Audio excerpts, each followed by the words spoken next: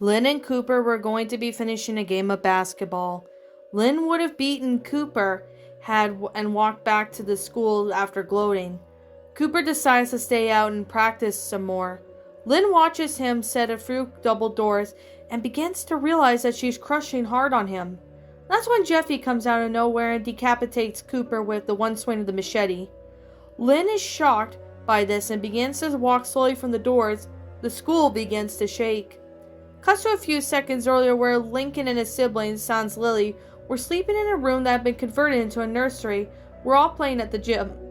The whole building shakes, which causes the semi-truck being rammed through the front doors.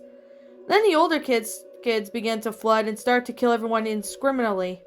The list of victims includes Mary, Matt, Chandler, Doug, Joey, and Brock, just to name a few.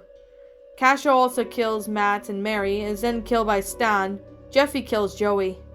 We learn that the older kids weren't affected by the virus because they were in medically induced comas when the blast occurred. They can, however, communicate with the infected adults telepathically. We also learn that Jack's real name is Kyle Murdoch. He is the one lured the murderous teens into the school via telepathically. As the attacks is happening, Lynn loses a hand while fighting up some of the teens who were about to kill Lily. Lincoln ends up killing Kyle because of this. Eventually, the groups of teens become so overwhelming that the elementary school group is forced to flee on the bus. Jason becomes the leader of the Doom and orders a boy named Logan, the running man Lopez, to follow the bus since it ran great distances without needing to take breaks. He then brings along some adults with him who to lumber after him. After several miles, the elementary school group's bus stops to collect their thoughts and asses on who was killed during the attack. Lincoln and his sisters are alive, but Lynn will die if she doesn't get her arm treated. Suddenly a new group of kids appear and orders everyone off the bus.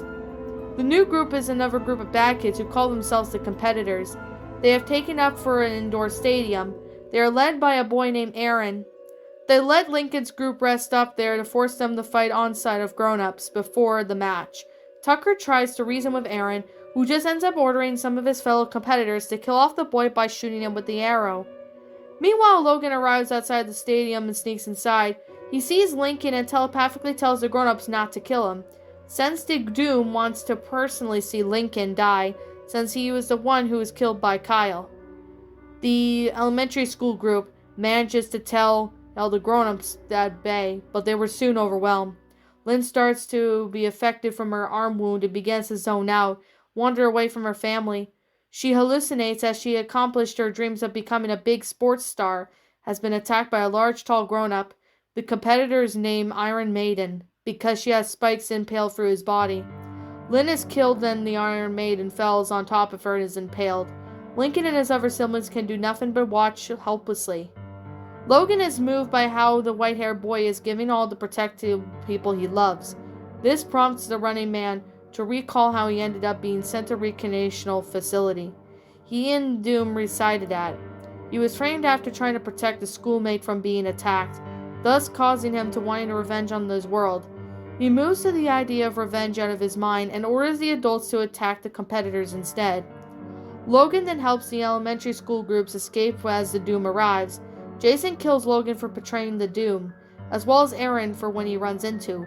Stan, Speck, and Shade end up getting into a scuffle with Jeffy and Flaggy and manage to kill the two Doom members. Lincoln is leading his younger sisters on a bus, and Luna and Luann fight up more grown-ups.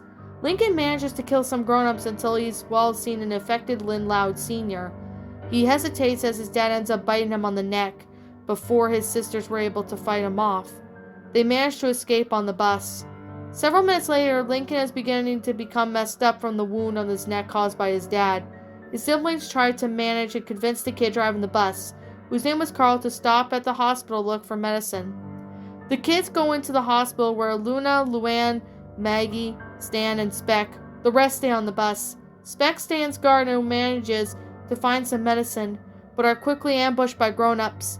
Stan gets enraged by the events of several hours to catch up to him, and as he ends up attacking the adults. His mace gets embodied in the skull of an adult as he managed to pull it out with all of his might, striking Luann, who is standing next to him. Horrified, Stan flees and abandons Luna and Maggie, who are trying in vain to carry the injured Luann away, but she ends up dying.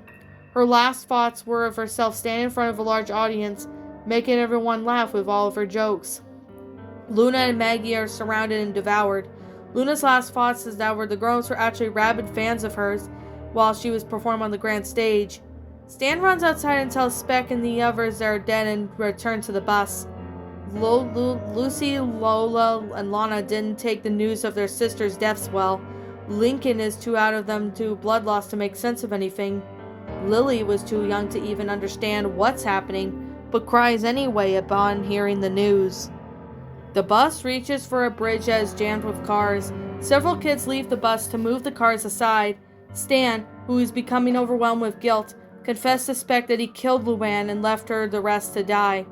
Then gives Speck his mace, and before Speck can do anything, Stan jumps off the bridge, never resurfacing after he hits the water below.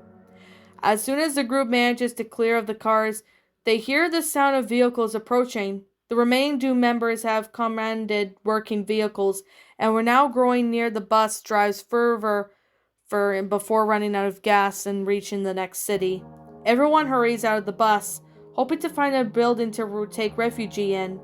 While all this is happening, another group of kids is watching everything go down. They debate on whether or not to help the newcomers. They decide to help them. One of the kids takes out a light machine gun to mow down the grown-ups with. The Doom finally catches up with the Royal Woods group, and the final scuffle ensures. Speck manages to shoot Lydia in the neck, and she is devoured by grown-ups as she bleeds out. Speck shoots Jason around the hip as he disappears, behind some cars that were sneaked up by Speck. The two scuffle, and Speck manages to kill Jason by digging his fingers into the bullet wound, tearing the skin open and ripping out his guts. The group then begins to get surrounded by a horde of adults who emerge from several hiding spots. A final stand follows Lincoln, who is at the edge of death and becomes delirious and sees his house, the loud house right in front of him. As he begins to walk towards it, his younger sisters, who are being held back by the older kids, scream at him to try and come back. The screams don't affect him, as Lincoln, who is instead imagining his screams coming from inside the house that he's imagining, he figures that his siblings want him to help him with something. Lincoln indicates that his brother's work is never done, and before the sensation of him falls over, he blacks out. The younger Louds watch helplessly as Lincoln is surrounded by adults.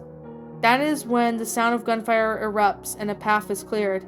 A different group of kids appear and transport the kids to safety. Meanwhile, a kid with the machine guns continue to mow down the grown-ups. The younger Loud sisters scream for him to stop, but their shouts wouldn't reach him as he shoots the grown-ups who had surrounded Lincoln.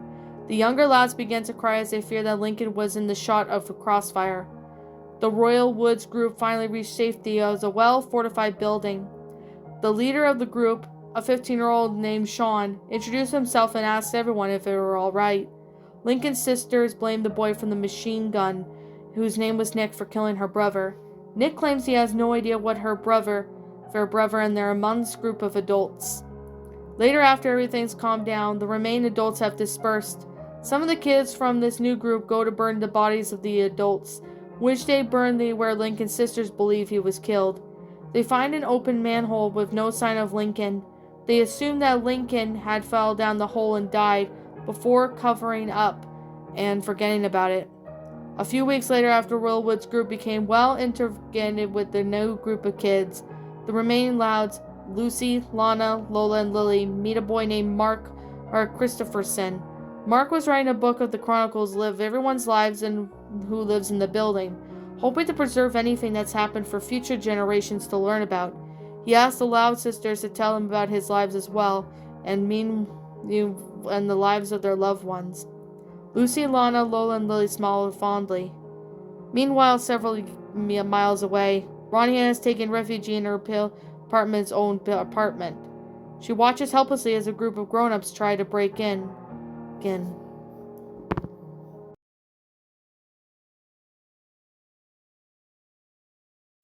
And that, my pretties, was The Loud House, The Virus, or The Lost, whatever you prefer to call this story. a Loud House, creepypasta written by NiceGodzilla. My final thoughts on the story. Alright, there's a lot of things I do have to say about this story. Now, the ending of this story is just pretty much, it's gone downhill. And I will be getting to the ending in a bit, but I'm gonna go on with what I did like about it and some positives. For one, I like how the story has a lot of built up, but I feel that a few of the chapters had too much filler. That's probably another of the reasons why didn't really like this story that much, is because I noticed that there was just a little bit too much filler in this story, but maybe that's just me. But overall, I didn't think this story was too bad. I mean, the ending was not that great, but I can understand the author losing interest in the story. Like, I can understand why the ending went out the way it did. But I really wish the ending could have been better. Like, maybe there could have been, I don't know, maybe someone could have wrote the ending better, or the author of the story could have took a hiatus and then write the ending when they can. But overall, the story wasn't so bad. It was actually a pretty good story up until the ending. The ending of the virus, I wasn't really a fan of. That's pretty much one of the main reasons why I didn't really like this story too much. But the story was good. I mean, the grammar was really good. I was able to read the story without any issues. However, I did struggle a little bit here and there, but that's just me. Another thing I really have to say is that the punctuation's really good and well made, really good, and they were in the right places. The grammar was good, the storyline. I liked it how it was building up in each chapter, which is honestly really good. Like, despite that there was a lot of filler in some of these chapters, I like how the story build had a lot of build up, which honestly was pretty good. For a story like this, I'm really glad there's like a lot of build up when it came to this story. And another thing I have to really say was that how well made it was, and I mean, the only downfall I have to say was the ending wasn't really that great, but it could have been better. I mean, the ending could have been written better, but that's just me personally. But other than that, the story was pretty good. So, I mean, up until the ending, though. The story was good up until the ending, but the ending could have been better, but the story was pretty good for what it is. So, like I'm just gonna say right now, I will leave a link in the description of the story for any of you guys who are interested in checking the story out. But you can definitely see, why some people don't like the ending. Like, I'm seeing a lot of people really dislike the ending of the story. I mean, I will give it benefit of the doubt that the author could have wrote a better ending. I can definitely state that. And I understand the author was losing interest in the story. But, my advice is they could have, sit there and have someone write a better ending, or maybe just take a hiatus from writing the ending until they get motivation back or something. But that might be just me, but that's just personally what I would have done if I were writing the story. But, I understand some people do lose motivation, and it does happen. I mean, writer's block is something a lot of people suffer, which is one thing. But overall, this was a good story. I mean, up until the ending, but other than that, the story was not a bad one. It could have been better. Well, the ending could have been better, but the story wasn't too bad. So, anyways, with that being said, and that being the case, I'm going to sit here and wrap up this review. Like I'm always going to say, this is just simply my own personal opinion, and if you happen to disagree with me, that's perfectly fine too. We're all entitled to our own opinions in regards to these stories, and this is just my own personal thoughts. I'm going to give this story a 7 out of 10. While it has a good startup and it had a really good, build up when it went up more in the story, I personally liked it. However, though, this story, the ending was not that good. Like, I really wish the ending could have been better, but that's just me personally. But other than that, the story was not bad. It could have been better, but I still personally thought this one was an okay story. I mean, it's not perfect, but it was still better than any other Loud House story. I mean, there's other Loud House stories that have done better than this, but that's just me though. Anyways, like with that being the case and that being said, what did you guys personally think of this story? Did you enjoy it? Did you not? Also, what would you have done personally to help make this story a lot better? Let me know what your thoughts are down in the comments below. I'm the Lion Queen. I want to thank you so much for watching today's video. And if you enjoyed this video, be sure to leave a like, comment, and subscribe if you're new. Ring the bell for notifications to when it uploads. That way you guys will not miss an upload. And if you guys happen to, be new to the channel, if you want to go, subscribe to this channel, you're more than welcome to. You're also more than welcome to follow me on, on Twitter and on DeviantArt if you're interested in following me on my other media. Also, if you're interested in subscribing to my backup channel known as Miss Dark Shigo, link to that will also be in the About page section, so you guys can go check that out. And as always, if I'm missing something, please let me know what it is in the comments below.